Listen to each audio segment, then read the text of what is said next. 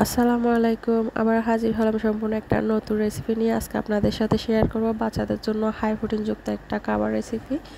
এখানে আমি পরিমাণ মতো আলু কুচি, গাজর কুচি, সামান্য রসুন, আদা এবং পেঁয়াজ কুচি নিয়েছি। সবগুলো ভালো করে ধুয়ে খাবার পানি দিয়ে সিদ্ধ করে নিব। অবশ্যই খাবার পানিটা দিতে হবে, কেননা সিদ্ধ করার পরে পানিটা ফেলবো না, সেটা সহ রাখবো, যার কারণে। দেন আমি নিয়েছি একটা কোয়েল পাখির ডিম। অবশ্যই কোয়েল পাখি বা দেশি মুরগির ডিম নেওয়ার চেষ্টা করবেন। এরপর হচ্ছে সিদ্ধ করে নেওয়া যে উপকরণগুলো, অবশ্যই এরকম একটা স্ট্রেনার বা হাতে মেশ করে নেওয়ার চেষ্টা করবেন, কোনো রকমের ব্লেন্ডার ছাড়া। ব্লেন্ডার করলে খাবারের যে স্বাদ বা পুষ্টিগুণ এটা আর থাকে না।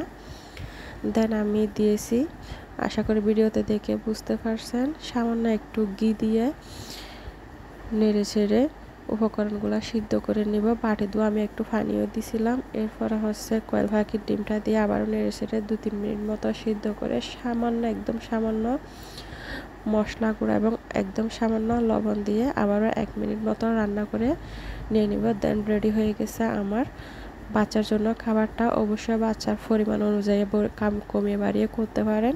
রেসিপি ভালো লাগলে একটা লাইক দিবেন। আমার চ্যানেলে নতুন হলে অবশ্যই চ্যানেলে লাইক দিয়ে কমেন্ট করে পাশে থাকবেন। ধন্যবাদ সবাইকে। আল্লাহ হাফেজ।